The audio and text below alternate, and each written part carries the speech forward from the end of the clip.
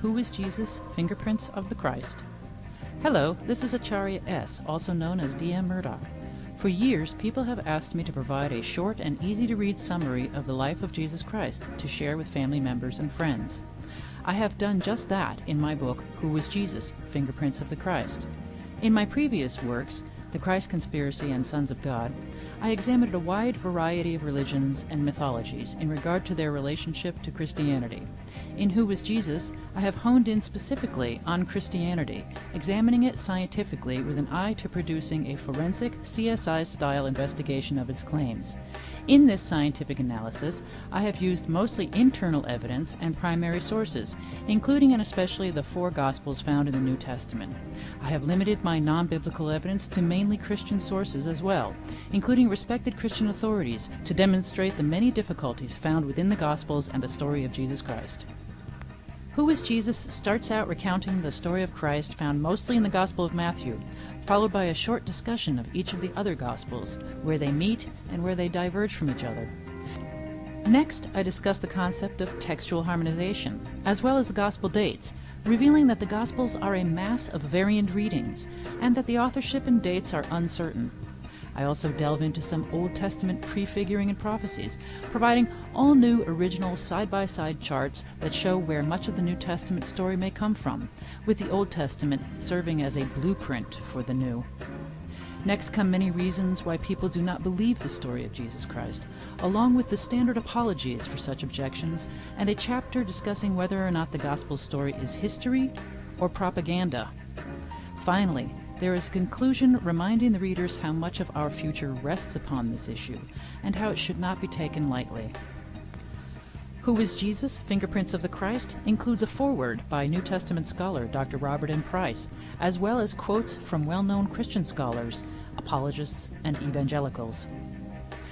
Who is Jesus also provides an easy-to-read synopsis of the story of Jesus as found in the Gospels.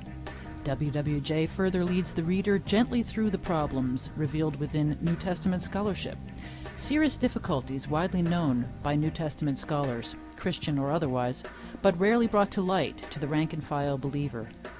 In fact, Who is Jesus reveals many parts of the Gospels you may not have heard in church.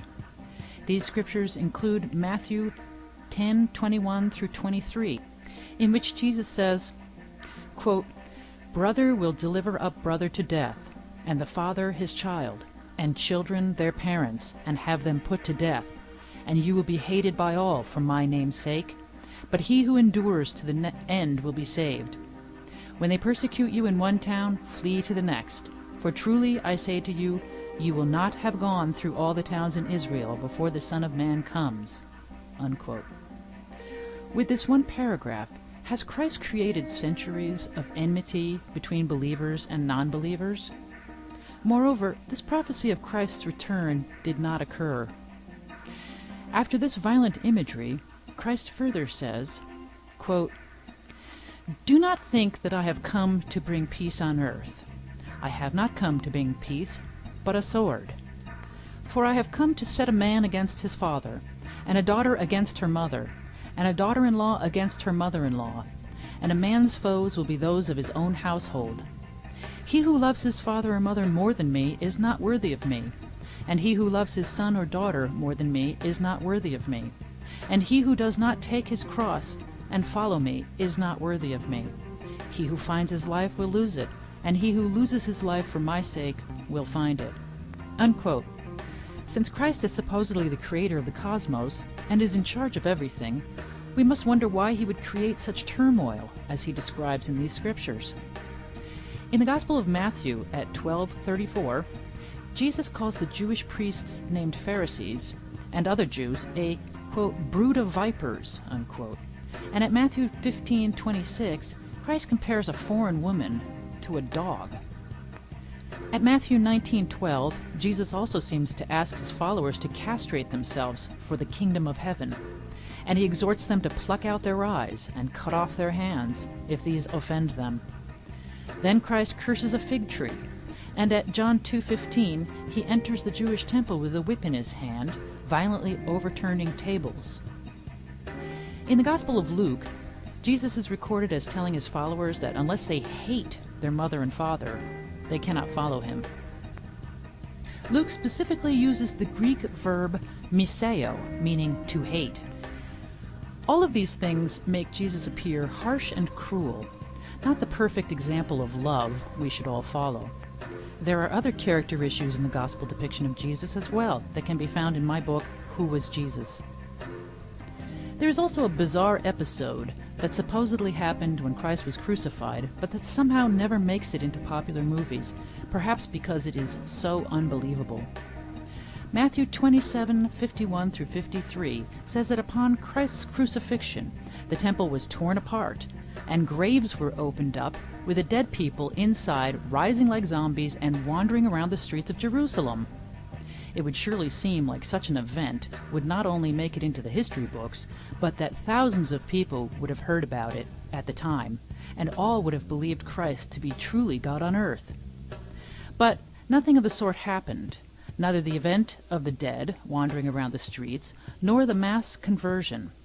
In fact, a scientific analysis reveals that the gospel story as a whole is quite questionable as history. In addition to these scriptures not usually preached in church, in Who is Jesus I also discuss the many significant differences between the Gospels, as well as the tortured attempts to harmonize them. There are many such problems, and the harmonization frequently comes across as utterly inadequate and illogical. In reality, the simplest and most logical solution would be that the Bible is not the inerrant Word of God, free of error, as it is supposed to be, but rather possesses mistakes. Also, many people do not realize that the numerous manuscripts of the New Testament are a mass of discrepancies and errors, numbering in the hundreds of thousands. Regarding this mess in the Gospels, ex-Christian and New Testament scholar Dr. Bart Ehrman exclaims, quote, "We don't have the originals. We have only error-ridden copies," unquote. Moreover, certain translations, especially the King James Bible, have so many difficulties that there's no way you could honestly claim them to be inerrant. In Who is Jesus, I demonstrate this fact regarding the King James Version in detail. Another surprise awaits us as we look closely at the dates when the Gospels first clearly emerge in the historical record. With our forensic examination, we find that, contrary to popular belief, these Gospel fingerprints do not become visible until sometime after the middle of the 2nd century. One piece of evidence concerning the dates of the Gospels is a small bit of papyrus containing parts of 4 verses appearing in the Gospel of John, called the Rylands fragment, or P52. Contrary to popular belief, the date of P52 is not conclusively set to the first quarter of the 2nd century, but could date to as late as the end of the 2nd century, when all 4 Gospels undoubtedly emerge into the historical record. In other words, we still possess no obvious scientific evidence for an earlier date for any Gospel. In demonstrating the possible late dates for the Gospels, I also include in Who is Jesus quotations in the original Greek and Latin by early church fathers such as Origen, Epiphanius, and Jerome, so that the reader can be sure for him or herself what has been stated in these critical primary sources.